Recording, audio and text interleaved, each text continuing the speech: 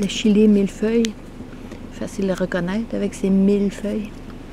Là, pour la tisane, on prend les fleurs et les feuilles. Donc, c'est facile à arracher de cette façon-là.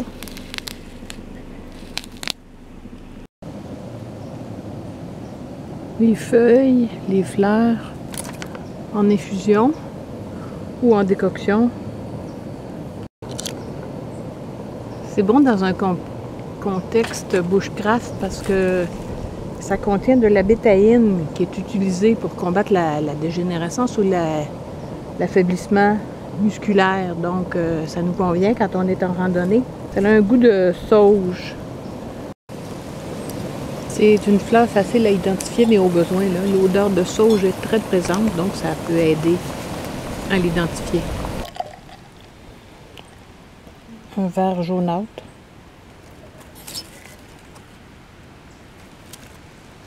C'est assez intense comme goût. Le thé des bois. C'est ça, un thé des bois. Qui donne un petit fruit rouge.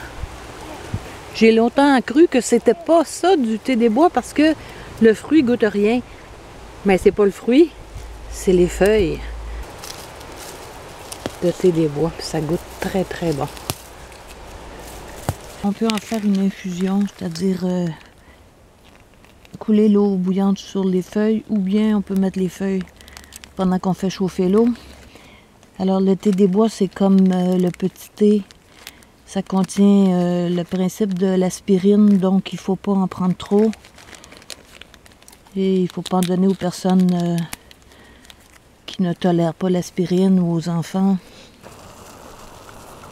Dès que ça commence à frémir, on a déjà l'arôme qui se dégage. Comme pour les autres, je le mets dans une bouteille pour vous montrer la couleur. Et on pourrait le boire directement. Bon.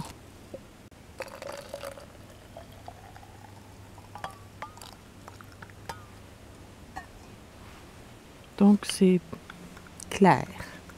On peut même pas dire qu'il y a une teinte dans l'eau. Voilà, j'attends que ça refroidisse un peu. C'était du labrador en fleurs. C'est la première fois que j'en vois. Ça, c'est les pousses, les feuilles de l'année. Puis ça, c'est celle de l'année passée. C'est facile à identifier la plante. C'est orange en dessous. On dit que le thé du labrador est un antidouleur. Ça bout bien. En fait, je pourrais l'enlever maintenant et le laisser reposer. Comme j'ai mis des rameaux entiers, les feuilles sont faciles à retirer.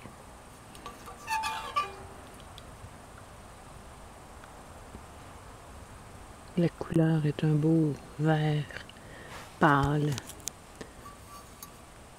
Goûtons maintenant. C'est beaucoup plus parfumé avec des feuilles fraîches qu'avec des feuilles sèches. Délicieux. À la vôtre. Et là, il n'est pas en fleurs, mais c'est du petit thé. Il a le goût du thé des bois. Le petit thé, vaut mieux ne mettre que les feuilles parce que les tiges sont ligneuses. De toute façon, c'est les feuilles qui donnent le goût.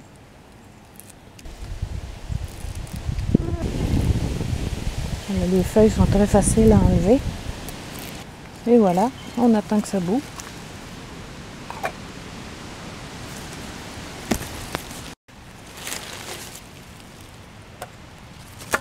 Ici, le petit filtre est bien utile parce que les feuilles sont petites. Et comme le thé des bois, ça contient probablement du salicylate de méthyle, avec quoi on fait l'aspirine. Donc, il vaut mieux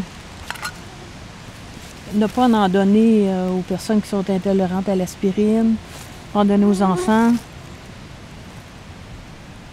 Et s'en tenir à une petite quantité, moi je dirais une tasse par jour, c'est suffisant.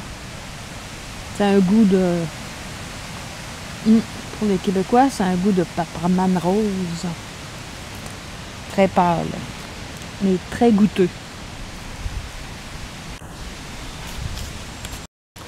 La menthe poivrée, on la trouve à l'état sauvage. D'ailleurs, c'est un plant sauvage que j'ai transplanté dans mon jardin. pour en avoir à portée de la main. Donc on enlève les feuilles. Ça fait une tisane très rafraîchissante. Pour la menthe poivrée, on a le choix. Soit en infusion, soit en décoction. Personnellement, je trouve que vaut mieux mettre les feuilles tout de suite. Le goût va être plus prononcé. Donc j'enlève, je mets seulement les feuilles, pas les tiges. Le goût va être plus doux. Dès que l'eau commence à réchauffer, on sent déjà la bonne odeur de menthe. Ça bout à peine. On peut l'ajouter, si en concentration un peu plus élevée, on peut l'ajouter au chocolat chaud. C'est vraiment délicieux. On peut mettre un peu de miel aussi dans la tisane si on veut agrémenter le goût. Donc c'est un antioxydant renommé. Ça contient beaucoup de vitamine K. Mais ça diminue l'absorption du fer. Donc il vaut mieux le prendre 1 heure avant ou 1 heure après le repas. Puis les personnes qui font du reflux gastrique ou qui prennent des anticoagulants, c'est pas très bien indiqué.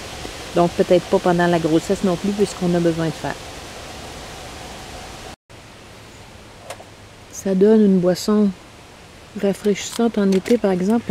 On la transfère dans une bouteille qu'on laisse plonger dans l'eau de la rivière pendant un bout de temps. Le temps de refroidir, ça fait une bonne boisson à prendre quand on a chaud. Puis à l'inverse, quand il fait froid le soir, on se colle les doigts sur la tasse. C'est délicieux. Ça donne une tisane d'un beau jaune doré, brillant, appétissant.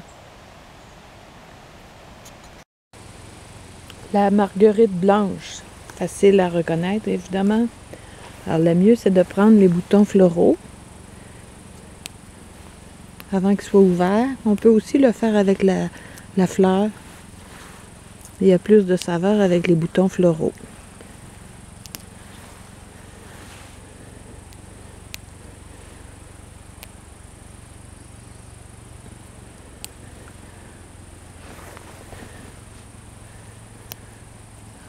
Bon, je vais prendre quelques fleurs pour l'agrément.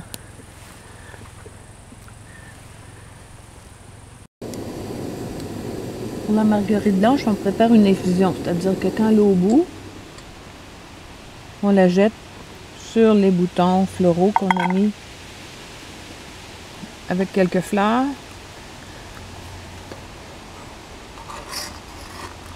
Et le temps que ça refroidisse, ça va être prêt.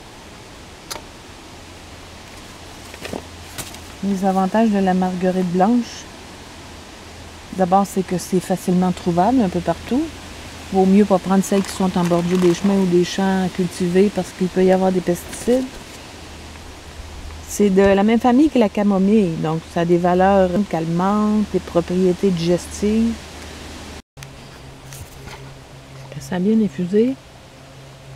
On peut tamiser, mais on ne va pas jeter les boutons floraux qui se mangent comme des petites friandises. Alors on retrouve un peu le jaune de la marguerite. Et le goût rappelle la camomille, rappelle les vraies tisanes d'herbe. Les boutons floraux, ça goûte le brocoli. Et c'est plein de vitamines.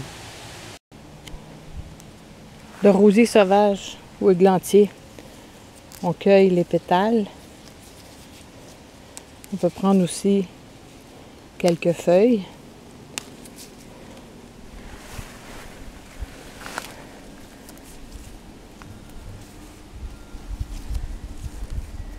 Pour en faire une infusion. On en met quand même une bonne quantité pour avoir du goût parce que les pétales de rose, c'est doux.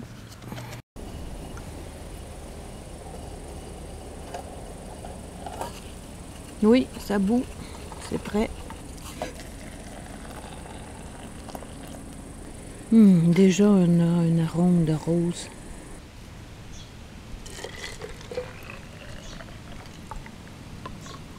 Plus on le laisse longtemps, plus ça va avoir du goût. On voit que ça tire un petit peu sur le rose. C'est riche en vitamine C. Personnellement, je préfère quand c'est froid. Ça a un goût de bonbon à la rose. C'est rafraîchissant en été. Puis en hiver, ben il n'y en a pas. Pour distinguer le sapin et l'épinette. L'épinette a des aiguilles comme tout autour du rameau. Puis les aiguilles sont rondes un peu. Tandis que le sapin, les aiguilles sont des deux côtés, donc ça fait plat. Et les aiguilles elles-mêmes sont plates. Donc on prend quelques pousses nouvelles, on voit la couleur. Les pousses du printemps ont plus de saveur. On peut cueillir les autres, mais celles-ci sont plus savoureuses. Ça n'en prend pas beaucoup pour une tasse.